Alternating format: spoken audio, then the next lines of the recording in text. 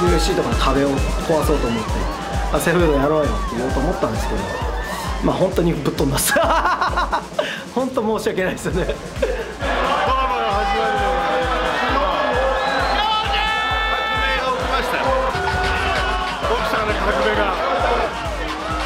If Henry wants to get that mix and the UFC is okay with it, let's get it on. 日本大会の可能性を教えてください。It's something that we're talking to Sakibara-san. If we can pull it together, maybe we'll do something before the end of the year. でもまあ多分これでちょっと MMA のなんだろう、この UFC、ベラトール、ライジンとかそういう団体の壁がちょっとでも壊れれば、で統一戦みたいなのをどんどんできれば、すごい自分もやった甲斐がありますね。ブーさん2冠見てました？もちろんもちろん、はい。すごいなと思うのか悔しいと思うのか。もう2つともですね。世界の2冠王ってすごいですよね。2個先行かれてるなっていうのは感じるですよね。自分もそこに行きたいとかっていうよりは、だからとにかく僕は堀口選手ともう一回やりたいっていうだけですね。やっぱり一試合一試合勝ってって言える立場になったらと思ってます。ウルカ選手、石渡選手、大井久保選手、元谷選手、フライ級、バンタム級もう間違いなくトップどころなんですよね。ほぼ同時期に活躍している選手たちが奇跡的に一度も交わってないんですよ。誰一人交わってないのがみんなライジンに集結っていうのは、いやもうすごい興奮することで、石渡対ウルカがあって大井久保、元谷が組めた。その逆もありきで、どっちみちここはみんなやるんだから当たるんだから、当然その順番っていうのは決まっちゃうかもしれないけれども、ストーリーを作るための試合だ。バンタム級リーグ戦でいいじゃんと思うんですよ、総当たりで。今はその並んでる相手がいるんで、その辺にちゃんとしっかり勝たないと何の発言権もないかなと思ってます。石渡選手、大木久保選手、元谷選手で4人でこう争うような感じじゃないですか。今この4人は本当に見せないといけないですよね。本当にファンのみんなに。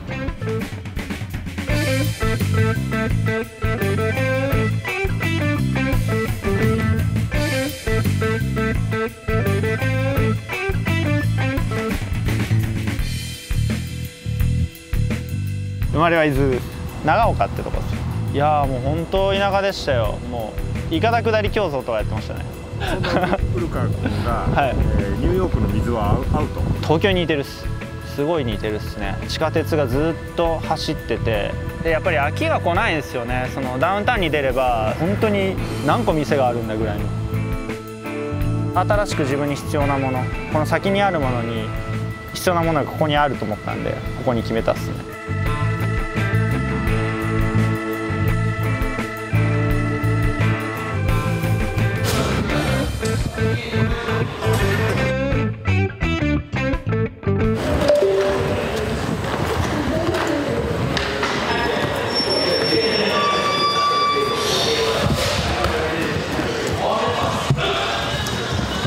全選手俺そうやって見てますね。自分より強いだろうと思ってます。それは強いところで勝負しないから、試合なら絶対勝てるなっていうふうには思ってるんですけどね。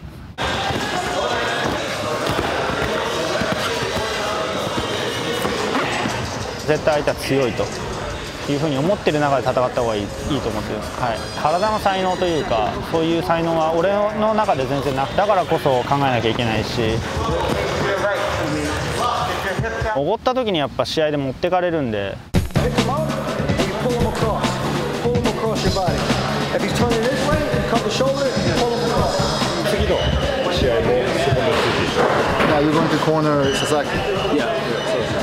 I think Oka could do anything that he wants to, man. He's a very dangerous sparring partner to go with. I think his grappling is really good. I think sometimes in the past he's given other people credit more than himself, and I think once he comes to realize his full potential in terms of what we're able to see that he can do in the training room, and he lets that go in the fights. Oka's always smiling. He's always having a good time, always laughing.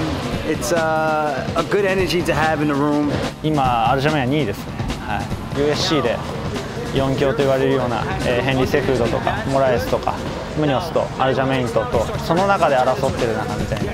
で同い年だし、ここをちょっと負けてらんないだろうみたいな。Cejudo is like Mai Horiguchi.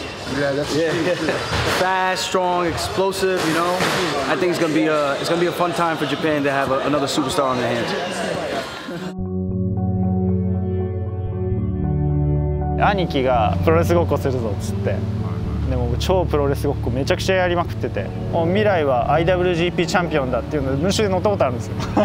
プロレスごっこからプライドごっこに変わってでグローブとか買い揃えて、もう家でずっとやってて、本当に途中からなんか喧嘩みたいになるんですけど、もう中学校の進路希望が第1から第3まで格闘家でしかある。これになんなきゃ死ぬぐらいの勢いで本当に思ってて、あの時もう五味隆典がめちゃくちゃ好きで、あれはだって誰見てももう上がっちゃいますよね。やっぱり煽り V から入って作品として出来上がってるじゃないですか。なんかもう試合前前後全てが1個の作品としてまとまる、その1個でもう一生残るというか、すっげえ絵描いたらもう一つの作品みたいなイメージは殿だったんですよ。これ殿じゃないイメージとしてはこうすごい自由なこう無邪気な感じの殿のイメージだったんですよ。多分お客さんになかなかね殿は伝わってないですね。作品っていう考え方って多分プライドから来てるんですよ。 USC 入りだったら多分思わないと思うんですよ。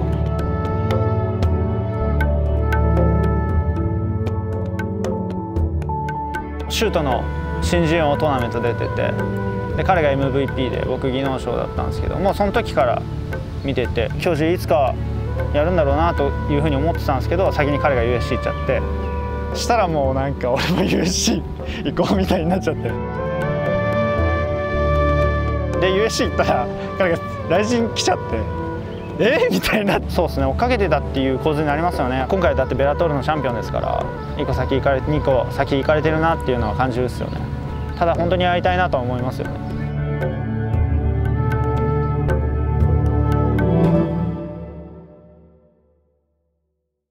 肌が黄色くなっちゃって、で 目も黄色くなって、その日スパーしてたんですよ。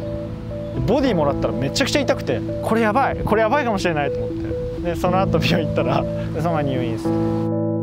近くでは見てたんですけど、本当にちょっと重症だったので大丈夫かなって心配になったんですけど、内臓疾患、はいって言われたんですけど、俺もう全然治んないだろうなと思って。ファンに対してすごい申し訳ないなとか、その朝倉海選手と試合決まってたことに関して申し訳ないみたいなだった。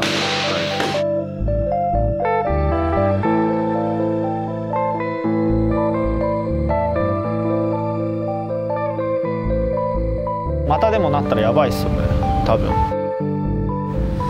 いや本当怖かったっすけどね。でも堀口教授と戦えずにね死んだら嫌ですよね。ちょっとすげえ心残りじゃないですかそれ。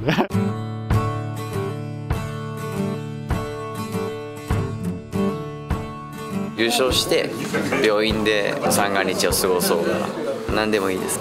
この試合が終わって生きてたらいいなぐらいの気持ちで戦います。来たよっつったんですよ今。本当に来たよっつって。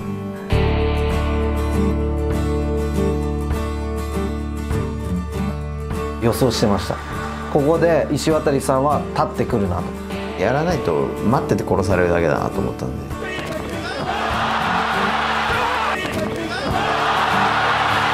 堀口と戦ったんですか？堀口と戦った。KOされたんですか？また。そう。堀口に。ああもう何にも覚えてない。大丈夫。時間経てば思い出すもん。大丈夫。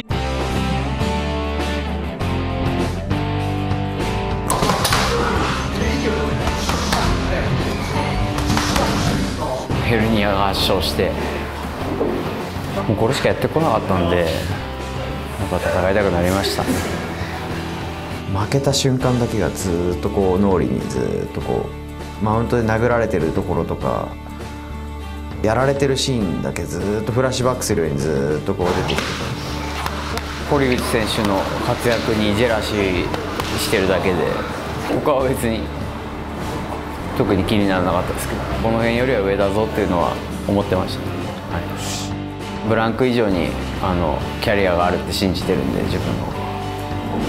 堀口の前に強敵が多すぎる。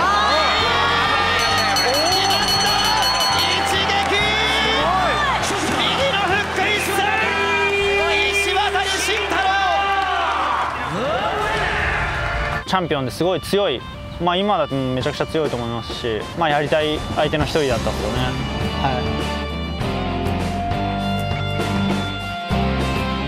あの時めちゃくちゃムカついてたんで、お前は誰だと。本当に僕と、佐々木ウルカどっちが強いか7月28日、しっかり見ていてください。自分は差があると思ってます。以上です。めちゃくちゃリスキーですよね、僕にとって。それをファンの皆さんが喜ぶと思うんで。いや、めちゃくちゃ怖いですね。強いですもんね。格闘家っぽくない感じで、インタビューとかもなんかふわふわっとした感じじゃないですか。でちょっと腹立つんですよね、いつも見てて。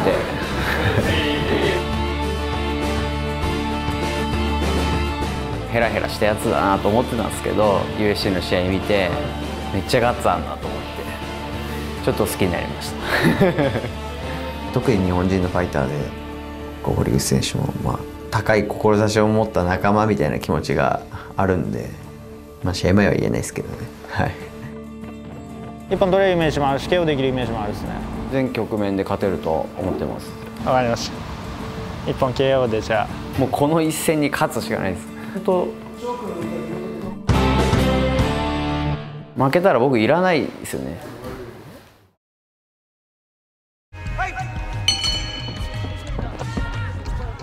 何度も締める位置を確認をして、今締め変えましたね。ちょっと両足を伸ばす形に変えました。両足締めて。そしてここでタップ。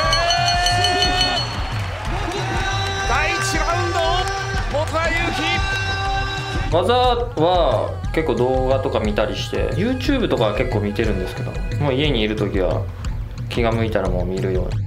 あんまりみんなと一緒なトレーニングをしたくないっていうのもあるかもしれないです。それとは何でなんで？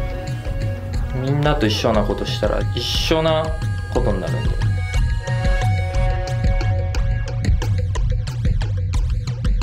子供2人いるんで。何歳？3歳の女の子と1歳あと4日でなる男の子です。そういう状況の中、じゃあブラジルに行ってたの？そうですね。生まれる前に帰ってきたら生まれたのかな。帰ってきて生まれたかもしれない。忘れるかそれ。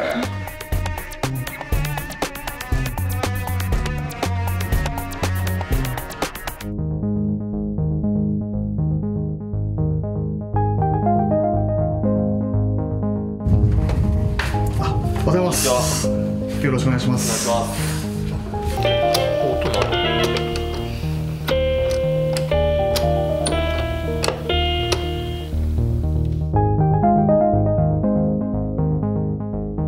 最初お互いの存在自体は知ってたんですけど、その喋ったこともなくて。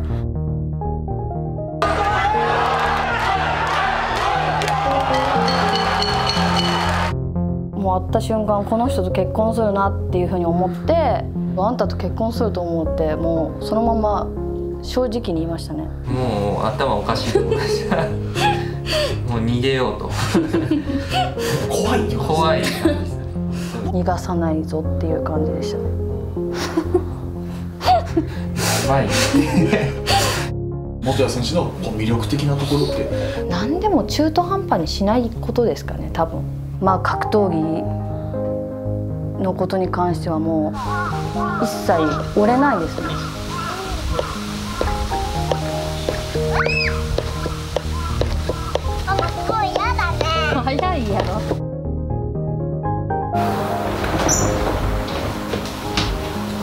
ちょっとやらしい話、これいくらぐらいするんですか？これ35万。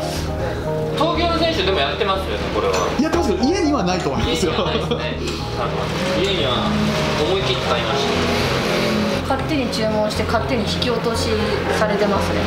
自分はもう自由なんで、格闘技のことは一つのことをもうやり通すじゃないですけど、格闘技やっとる姿しか思い浮かばないというか。旦那さんとしては何点ですか？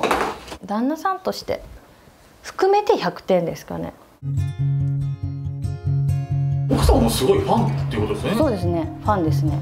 勝てばやっぱ次につながるんですけどね。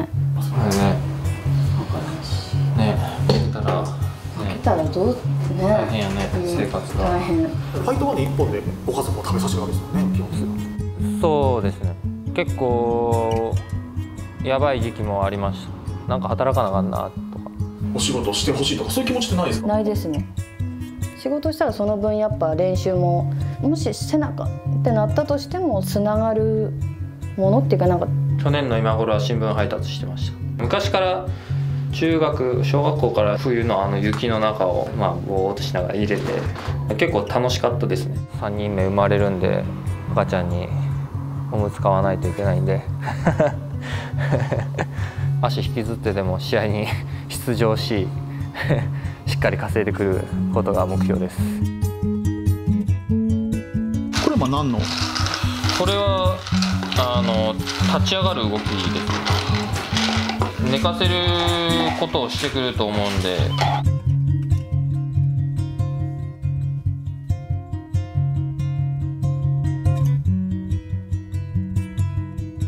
ょっと防いでる感じでやっていい？はい、もうちょっと。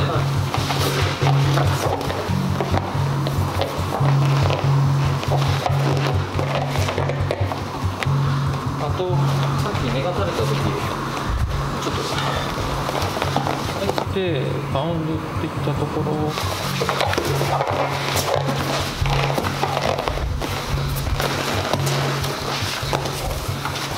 元谷さんサービスいつからやってたんでしょうか？中学ぐらいからですか。その時も誰かに教えてもらったわけじゃないわけですか？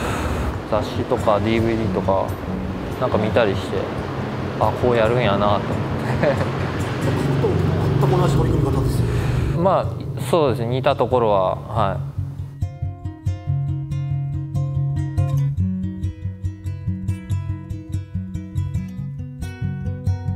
い。基礎やってクラスとかもやることによってやっぱ考える時間も増えるんで、そこで他の人より考えて練習できる時間が増えたらいいなと思ってやってます。元谷さんと競った練習をできる人っていますか？競る選手っていうのは基本的にはいないです。なかなかやっぱ競れないですね。強い選手とやればきっといい練習にはなるんでしょうけど、結局工夫っていうかやっぱ教わってというよりも考えて工夫したものっていうのはやっぱりものになりやすいっていうふうに思ってます。彼の強みはそういう意味ではやっぱり考えてることが強みかなと。いろいろ考えた時期もあったんですけど、これが自分のスタイルで一番いい感じだなと思ってやってます。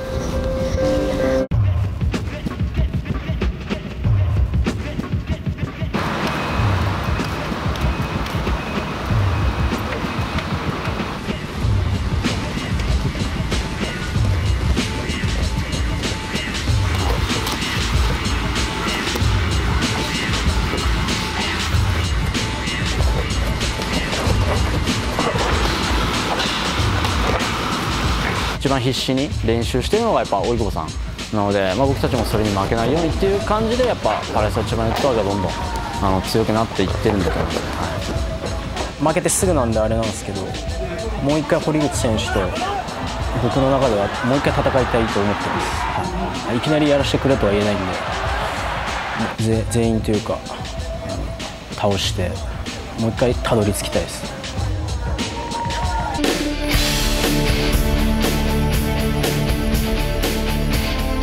勝ったら言おうってもう自分の中で決めてたんで、元谷と大井久保どっちが強いんだとか昔言われたり、フライ級でディープのチャンピオンでシュートのチャンピオンで比べられたりした時もあったんで、僕はシュートをずっとやってきたので、だからもう本当シュート代表して戦うっていう気持ちでいます。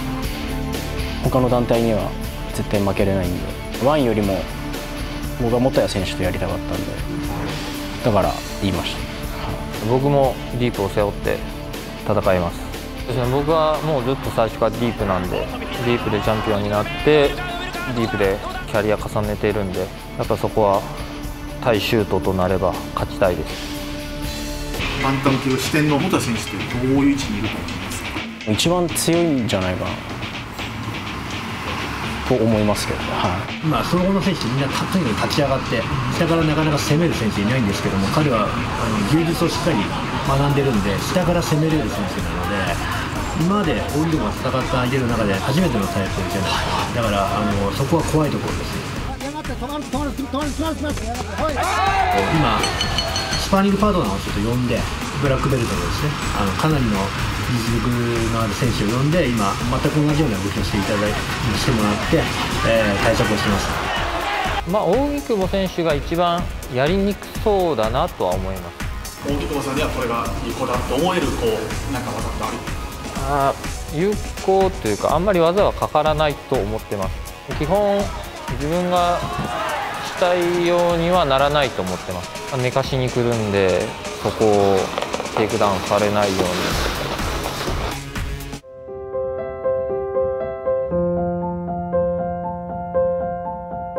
離婚してほしいと言われました。お子さんいますよね。はい。いやもう辛かったです。知らなかった。小野さんどうなったのかなっていうところもファンはちょっと気にしてるというか、どう幸せ掴んだのかなっていう。幸せいやでも本谷選手に勝つまでは。プライベートはどうですか？プライベート幸せじゃないの？幸せです。いやまあ普通にいろいろと彼女はいるのか聞きたいなと思ってます。すごく聞きます。いやまあ彼女はいます。今彼女おいくつぐらい？いや23です。ちょっとめちゃくちゃ若くないですか？若い。なんて呼ばれてるかな、おぎちゃん。聞いといてよ、これなんすかこれ。今日返してるぞ。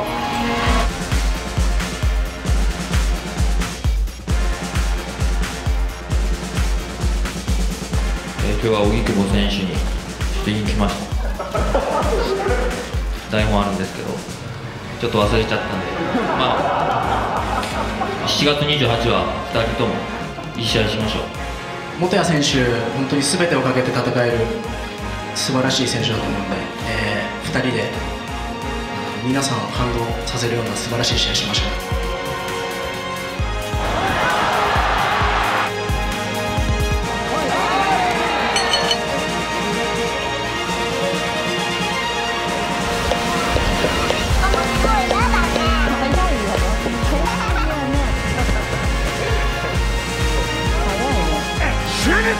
埼玉アリーナソフトボール